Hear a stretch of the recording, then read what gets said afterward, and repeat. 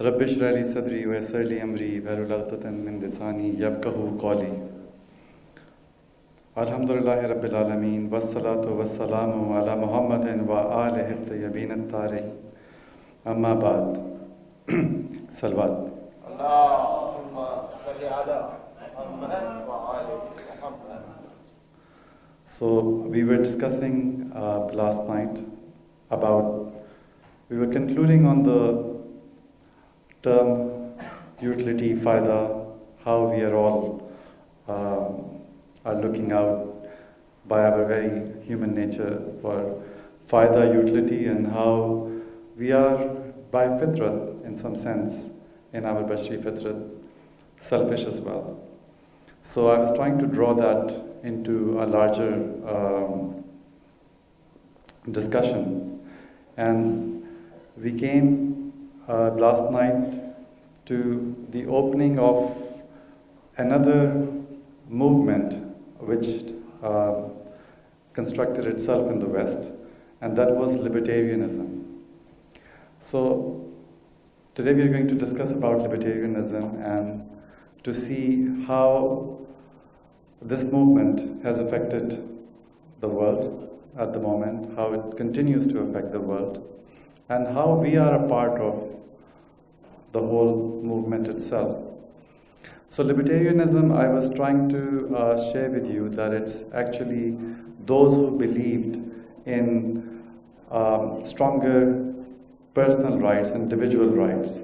So if you remember, we were talking about utilitarianism, and we were talking about some of the examples of what happened when this company, Ford, for example, they decided that to pay £200,000 for any injury or anybody who loses his life will be worth more than to lose a lot more money by replacing the whole problem that was in the car. And a lot of these things were happening in the utilitarianistic kind of mentality with the legislators, because they were actually balancing out the benefits, that there are more benefits, larger benefits for the society. So they were violating personal individual rights. For a lot of people, where their rights were being violated. So this movement became quite strong. When they came to combat, and the reason they proposed was that in the utilitarianistic society, people are just being used as means, and people should not be used as means. So they said that we are all separate beings, therefore we are worthy of respect, and we should be able to choose the way we want to live our life freely, as long as that we respect others to do the same. So this was really a making of liberal democracy, if you like. They said that the government should have very limited powers in society. The government should not interfere in personal liberty. Liberty was the most fundamental right that they stood out for, or they promoted. And the reason, or the basis they grounded into this idea of self-possession, that we possess ourselves. We possess ourselves, we are individual beings, and we should be respected for that, not to be used for maximizing happiness for broader society, and by adding up the preferences of many others. In that example, we discussed about what would smoking do, and on the cost-benefit scale, the community was saving a lot of revenue. So they decided. So a lot of these decisions were being made in a utilitarianistic kind of environment. Libertarians wanted to break that, but the very some of the principles that they were grounding their rights, other than that, it's a self-proprietorship, self-possession, and we should not be used. They went to the extent of saying that the state should not interfere in giving us any moral moral aspirations of how society should live. So, for example, religion has no place. So it's almost, secularism and all those things are now being intertwined. That religion has no place. Religion cannot tell us, because for one person, whatever it means to do something, I don't believe that, and I should have a right, an individual right, that my liberty should not be violated. Why do I have to listen to the state to tell me, or be a parent to me to tell me how to live? And one more thing that they also stood against the state was that our earnings are our labor, and our labor is our own. So our labor should not be redistributed. So if government imposes higher taxes to redistribute, to give it to the poor, actually what it's amounting to is the government is becoming a thief. They are taking my property, because this is purely my labor, it's my possession, and they should not be able to use that. So these were the basic three principles libertarians used to bring this movement. They took this from another thinker or philosopher, John Locke, around 16th century, who had actually come up with the very idea about self-possession. So there are three natural rights. According to him, there were three natural rights. And the reason I'm trying to bring all that, I'm going to tie that from the Islamic perspective. And these natural rights are about life and liberty and property. So he contended that nobody, even a democratic elected government, cannot override someone's right of life, right of liberty, and right of property. So property is the labor as well. So his idea was that if you mix your work in some unowned thing, then you come to acquire that thing. So this was his overall idea about property. Property that you acquire in terms of, in any means, not just a property as property. But to him, his ideas were based of self-possession, that we own ourselves. He also said the same thing, we own ourselves, we are free. And this freedom was becoming, at that point, a very strong kind of something that they all tried to seek to. All different movements were trying to gain more and more freedom. It was about some humanism that was going through that phase when people were becoming more secular. So in his ideas about self-possession, they were based on a very different ontology. These libertarians believed that they own themselves in a sense that they actually own themselves. There is no responsibility, nothing else. But for John Locke, which is very Islamic as well in a sense, we own ourselves, we have our freedom, and we have our liberty, we have our rights to property, but we are endowed all these rights by Allah subhanahu wa ta'ala or by God. So we are holding these in trust.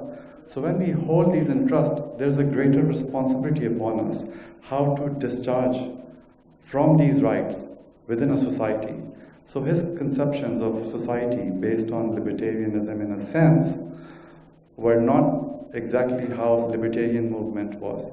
And here we see the Islamic perspective that Imam Ali alayhi salam salawat.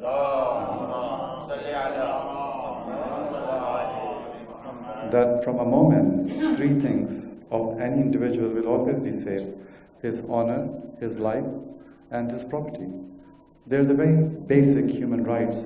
Human rights have been grounded on these very natural basic rights of John Locke.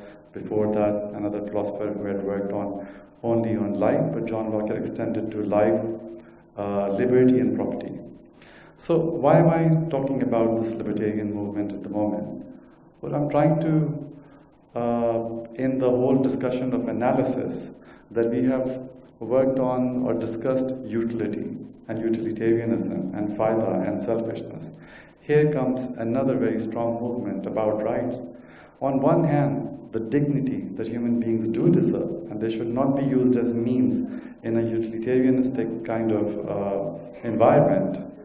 Nevertheless, we can see that this now movement is becoming more and more independent. They are claiming independence. It almost echoes the time of Jahiliyyah, when people would, something that would they hold very praise, something admirable, would be their haughty kind of self-dependence.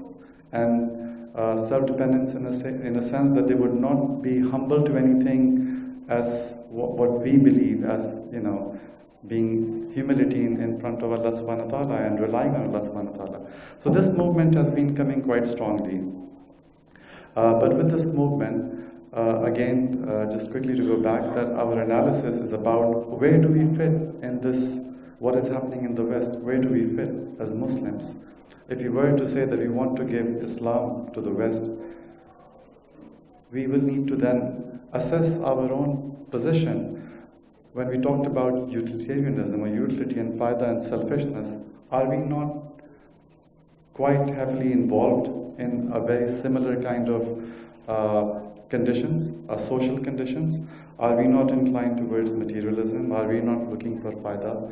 Is there no individualism in our community? Is there no opportunism in our community? Is there no tribalism in our community? Is that all those isms that are there as ills or injustices are actually driven out of our very selfish kind of human selfish nature? So we are ourselves as a community quite embroiled in the whole landscape of what is going in the West at the moment. So this liberty is a very important factor. The dignity of a human being is of utmost importance in Islam as well. It is of utmost importance. We need to reconcile, and that's where again morality comes in. Morality comes in to remind us that where do we place ourselves in all these movements that are going in the society, and they're very dominant cultures. Materialism, for example, is a very dominant culture. We gravitate to it. Muslims, all communities. Going back on to morality, I think it would be, yesterday I did share with you that we must understand, it's all about nafs. We have to understand nafs. The only way we can deal with the challenges of the world is to be able to overcome ourselves and overcome our nafs. I did say yesterday that we have an appetitive nafs which corresponds to temperance. We have anger quality which corresponds to courage. We have intellectual faculty which corresponds to wisdom. But I think it will not be enough, and unless we talk about what is this wisdom, and inshallah in the coming nights we are going to try and elaborate and try and kind of explore and investigate what is this wisdom, how do we live the right life. But I would like to share something, borrow something from Aristotle here, to again illustrate something which is purely Islamic, but just to understand what is morality. We need to get into morality, we need to understand morality. So Aristotle says that any entity and every entity on this planet, in the universe, has four causes. Four causes. If we can understand these causes, I think we'll be in better position to understand how we are linked with morality and what is the place of morality in our lives. So for example, these four causes, if you were to think of an example of a book has a shape.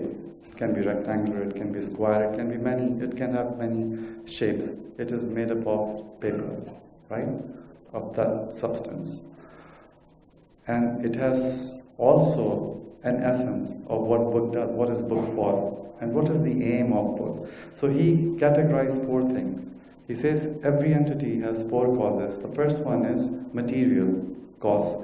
That is, what is it made up of? So it is made up of paper and all the materials that are used in it. Then it has an efficient cause, where it has come from, which is more, can be an ontological thing, but for a book we are just talking, so the source of the factory where it's been manufactured and it's come.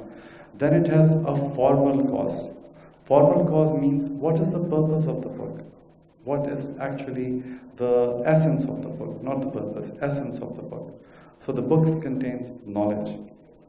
And what is the final cause is the final cause. So material cause, efficient cause, formal cause, which is the essence of the book, and then the final cause. That what is the purpose of the book? A book is to be read, to be absorbed, to transfer knowledge, or to transfer what it contains. These are the four causes. So if we can apply it to human beings, for example, we also have a material body, and also we have a spirit into it, spirit and nafs. But we understand our properties, our substance of material properties of our body. Then we have efficient cause, which is where have we come from? That is our ontology, how we exist. We have come from Allah subhanahu wa ta'ala, our Lord, or we have in the second order come from our parents who has been the source of giving us birth. Then it comes our formal cause. What is our cause? What is our formal cause? What is the essence? And our essence, insan is a makhluk created. His khalqiyat is from Khaliq, and his essence is akhlaqiyat, the attributes of Allah subhanahu wa ta'ala, the sifat of Allah subhanahu wa ta'ala. This is the essence of human being. Because what I see, when I see myself in the mirror, I see a representation of myself, but that's not me. Me is my consciousness. Me is my nafs. And that nafs is a combination of all the traits that I have. And what is my final purpose? So from the formal purpose of my essence, if I can fulfill my final purpose, that would be to live a life of morality in a sense that I can find and attain the pleasure of Allah subhanahu wa ta'ala. So my essence is about akhlaqiyah, and my final end is to cultivate that akhlaqiyah. He who has succeeded, who has purified his nafs, he has corrupted or failed, who has corrupted it. So it's all about nafs. So my formal cause and my final cause are all about morality. This is very important for us to understand that our formal and our final cause are completely intertwined with morality. And this is why we have our Imam and as a role model for the world, because he represents a perfect possibility or actualization of human being, that how a human can elevate himself to live or to bring his consciousness, his nafs at a level which is aligned with Allah subhanahu wa ta'ala. This is a message that I think all religions do, all religions give. And again, it comes down to be able to work on our nafs. For example, Buddhism. The reason I'm bringing it in because it has a correlation with the message that I'm trying to share. When I said that this is utilitarianism and this faida that we have, this is a very intrinsic, inherent thing of human beings, unless they cultivate themselves. So what Buddha says as well, that there is suffering in the world. And why there is suffering in the world is because of our egocentric personalities. Because we want something, always we want something. So here it goes like this. Buddha says that when we come into any experience in our life, there are two things present, yourself and the object that you are interacted with. The first thing we do, normally, the first thing we do by default, we create an image and we create a category about that object. That object could be someone, that object can be anything. The moment we categorize into something, we are desiring something from it. And when we are desiring something from it, we are manipulating it.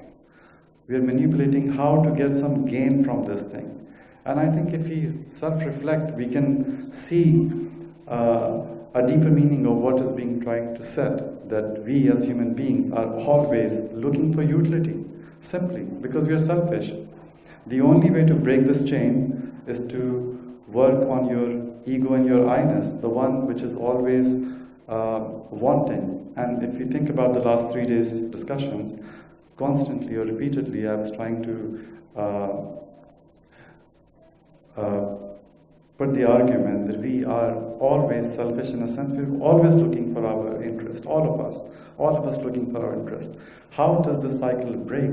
And then there is, of course, a concept of how the cycles break. But the role model of who have shown us to live that life is in the embodiment of our Prophet, peace be upon him. Salawat.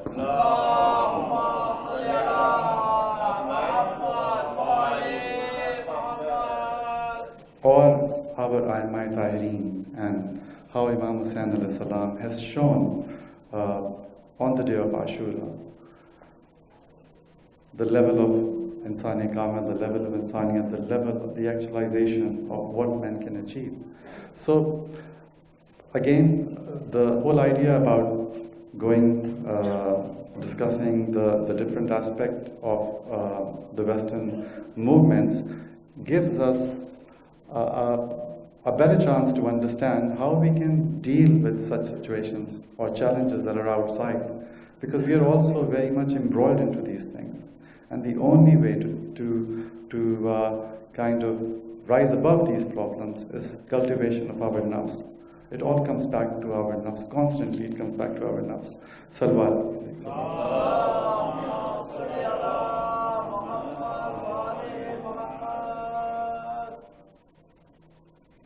So we see of this libertarians, on one hand, they are promoting something which is very Islamic, which is dignity of a human being, respect of a human being. But on the other hand, their means or what their ends are quite different, because they want to be able to attain these rights so they can be very independent from the society. And that's what we see in the making of the current social order, which is based on markets, which is based on profits. How profits have started to come into our society through different means. Before, it would be just about the objects that we could purchase in a society, but now it's penetrating into our personal life, and there are numerous examples how societies are being affected and influenced by the very notion of rights that have been promoted and legislated, and without any moral worth. So what is it that we again learn from Imam Hussain? I suppose what we learn from Imam Hussain is how to unembroil ourselves from the ills of what is going around in humanity overall. How to be able to detach from this self-desiring nafs, which is very prevalent and has been for many years, for many centuries, but is becoming at a very rapid pace, this individualism and this opportunism that is growing. How we can detach ourselves and how we can live for higher ideals, higher aspirations. Salawat.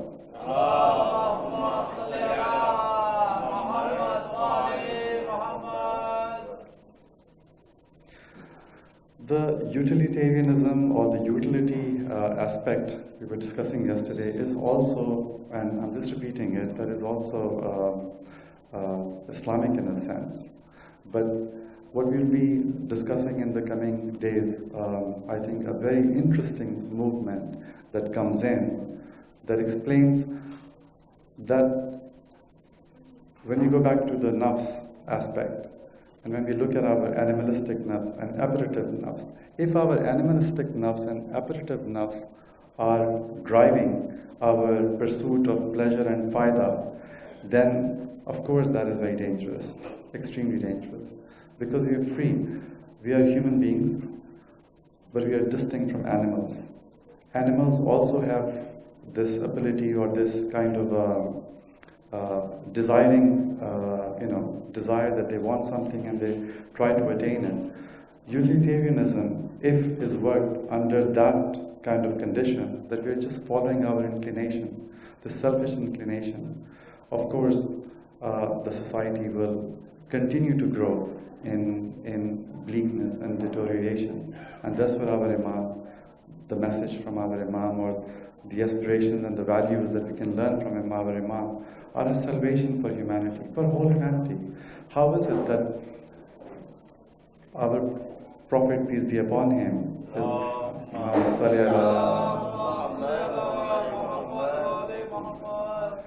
his blessing for whole humanity. The only way he's blessing for the whole humanity is if we were to emulate his character.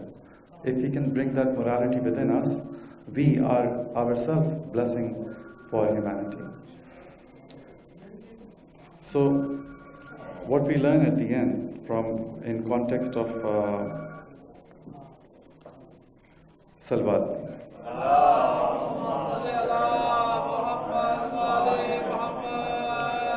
What we learn at the end about libertarianism and this aspect of liberty, that in Islam we also have this dignity, and human beings have dignity. Have we understood this dignity? Have we worked on this dignity of individual rights? So on one hand, when I was trying to suggest that we are embroiled in this utility and selfish kind of aspects, what about dignity? What about human dignity?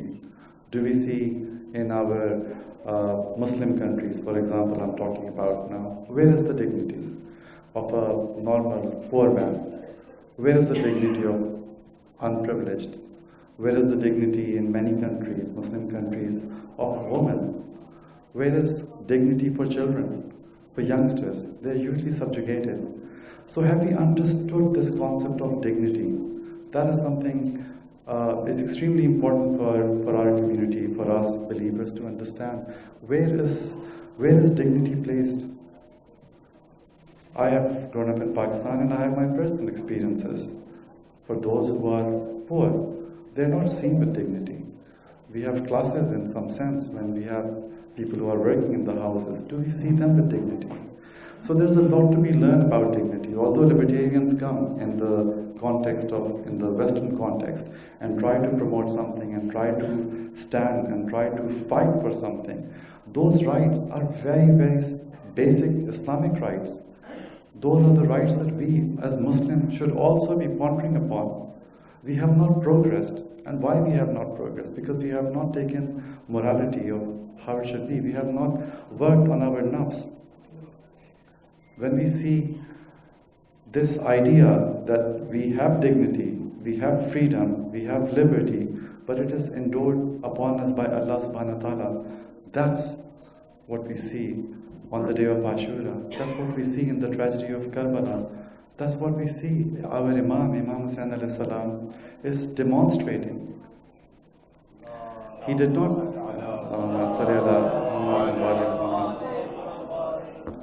He did not demand anything from anyone. He did not demand. In fact, on the night of the 9th, he even said that in the dark of the night, if somebody wants to leave, they can leave. Yeah.